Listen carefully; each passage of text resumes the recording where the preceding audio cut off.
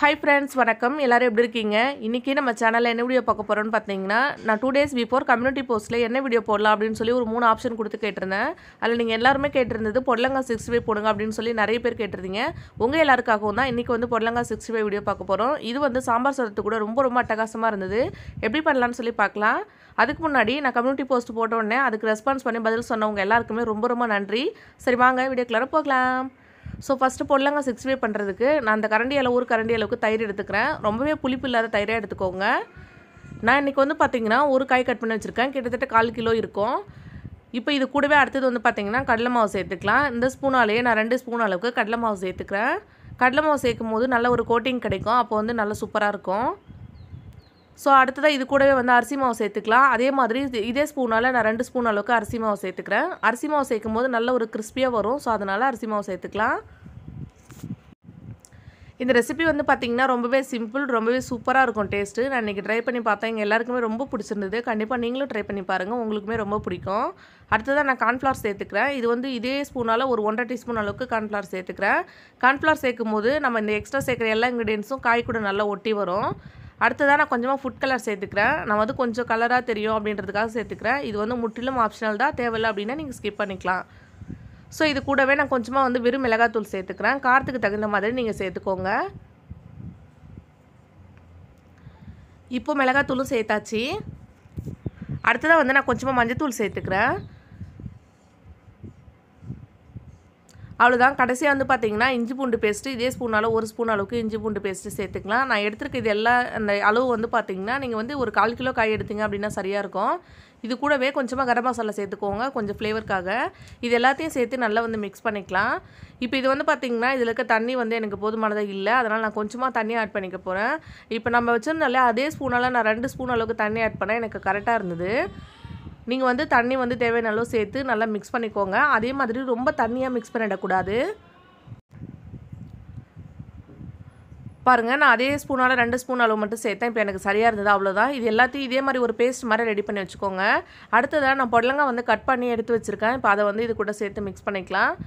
இந்த क्वेश्चन வந்து நான் கம்யூனிட்டி போஸ்ட்ல கேட்டு 2 நாள் ஆச்சு. இந்த வீடியோ போறது கொஞ்சம் டிலே ஆயிடுச்சு. அதுக்கு வந்து உங்க எல்லாருக்குமே ரொம்ப சாரி. நான் சாரி கேட்டுக்கிறேன். கொஞ்சம் வந்து சிக்கா இருந்ததால என்னால வீடியோ எடுக்க முடியல. அதனால 2 நாளா நான் வீடியோ எதுமே எடுக்கல. இப்போ ஓகே அதனால வந்து இன்னைக்கு தான் காலையில எடுத்து உடனே எடிட் பண்ணி போடுறேன். நான் இதுவே டிலே ஆயிடுச்சு அப்படின்றதால ரொம்ப சீக்கிரமா எடுத்து எடிட் பண்ணி போட்டுட்டு இருக்கேன். அடுத்ததா வந்து பாத்தீங்கன்னா நான் தேவையான அளவு உப்பு சேர்த்துக்கிறேன். சேர்த்து இதையும் நல்லா mix பண்ணிக்கிறேன். அவ்வளவுதான் அந்த பேஸ்ட் வந்து இப்போ நமக்கு ரெடியா இருக்கு. நான் அடுத்ததா வந்து காய் அந்த மேல இருக்க தோல் மட்டும் லைட்டா வந்து இப்படி சுரண்டி எடுத்துக்கோங்க. ஃபுல்லா பீல் பண்ணி எடுக்க தேவையில்ல. லைட்டா கத்தியால சுரண்டினீங்க அப்படினா போதும். நான் சுரண்டிட்டு இந்த மாதிரி கட் பண்ணி எடுத்து வச்சிருக்கேன். நல்ல ஒரு பெரிய சைஸ்ல இருந்தது. அதனால நான் 2ஆ கட் பண்ணிட்டு அதுக்கு அப்புறம் இந்த மாதிரி கட் பண்ணிருக்கேன். தோல் பாருங்க லைட்டா சுரண்டி இருக்கேன். நீங்க வந்து சின்ன சைஸா இருந்தது அப்படினா அப்படி ரவுண்டா கூட கட் பண்ணிக்கலாம். அதுவுமே ரொம்ப சூப்பரா இருக்கும். இப்போ நான் இது எல்லாத்தையும் சேர்த்து இந்த மசாலா கூடயே நல்லா வந்து பிசைஞ்சிக்க போறேன். தண்ணி வந்து எக்ஸ்ட்ரா ரொம்ப சேர்த்துறாதீங்க. அப்போ வந்து மசாலா எல்லாம் நமக்கு பிரிஞ்சு வந்துரும்.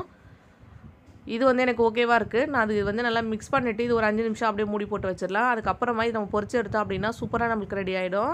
நான் பொரிக்கும்போது உங்களுக்கு காமிக்கிறேன் பாருங்க. அதே மாதிரி பார்க்கிறது கலர் கம்மியா இருக்க மாதிரி இருக்கு. பொரிச்சதுக்கு அப்புறம் நல்ல ஒரு கலர் கிடைச்சது. ரொம்பவே சூப்பரா இருந்தது. இந்த டேஸ்ட் வந்து பாத்தீங்கன்னா ரொம்ப நல்லா இருந்தது. இந்த மாதிரி பொடலங்காய் இப்போ வந்து சீசன்ல தான் இருக்கு. உங்களுக்கு கிடைச்சது அப்படினா கண்டிப்பா ட்ரை பண்ணி பாருங்க. உங்க எல்லாருக்குமே இது ரொம்ப பிடிக்கும். ஓகே இது வந்து mix பண்ணியாச்சு. இப்போ இத வந்து மூடி போட்டு வச்சிரலாம். அடுத்து வந்து ஒரு 10 நிமிஷம் கழிச்சு நான் பொரிக்க ஸ்டார்ட் பண்ண போறேன்.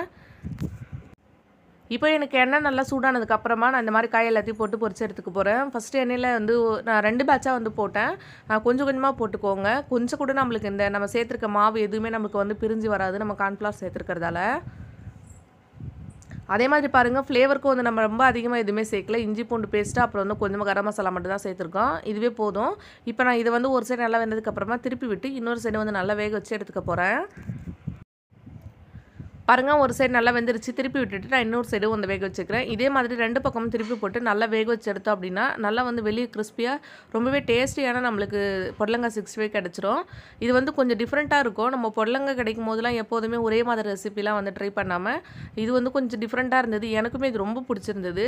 இது சாம்பார் சாதத்துக்கு கூட நான் சேர்த்து செஞ்சிருந்தேன். ரொம்ப சூப்பரா இருந்தது. கண்டிப்பா நீங்க ட்ரை பண்ணி பாருங்க. இதுக்கு முன்னாடி நம்ம இது மாதிரி ட்ரை பண்ணிருக்க மாட்டோம். காரக்குழம்பு அந்த மாதிரி தான் செஞ்சிருப்போம். கூட்டு அந்த மாதிரி செஞ்சிருப்போம். இது வந்து கொஞ்சம் டிஃபரண்டா இருந்தது. ஸோ கண்டிப்பாக ஒரு தடவைனாலும் நீங்கள் இந்த மாதிரி செஞ்சு ட்ரை பண்ணி பாருங்கள். நீங்கள் வந்து எண்ணெயை பார்த்தாலே தெரியும், கொஞ்சம் கூட நம்மளுக்கு மசாலா வந்து விட்டு பிரிஞ்சு வரவே இல்லை. ரொம்பவே சூப்பராக இருந்தது. நான் சொன்ன இதே மெஷர்மெண்ட்டில் நீங்களும் செஞ்சு ட்ரை பண்ணி பார்த்துட்டு எப்படி வந்தது அப்படின்னு சொல்லி மறக்காமல் எனக்கு கமெண்ட் பண்ணுங்கள். ஃபைனலாக வந்து இதெல்லாம் செஞ்சு முடிச்சதுக்கப்புறமா நான் கொஞ்சமாக வந்து கருவேப்பிலையும் வந்து அதே எண்ணெயில் போட்டு பொரிச்சிட்டு அது இது கூட சேர்த்துக்க போகிறேன். அப்போ ஃப்ளேவரும் நல்லாயிருக்கும், பார்க்குறதுக்கு கொஞ்சம் நல்லாயிருக்கும் அப்படின்றதுக்காக நான் சேர்த்துக்கிட்டேன். அவ்வளோதாங்க இந்த ரெசிபி. கண்டிப்பாக நீங்கள் ட்ரை பண்ணி பார்த்துட்டு எப்படி வந்ததுன்னு சொல்லி எனக்கு கமெண்ட்டில் சொல்லுங்கள். இந்த வீடியோ பிடிச்சிருந்தது அப்படின்னா நம்ம சேனலை மறக்காமல் சப்ஸ்கிரைப் பண்ணிக்கோங்க.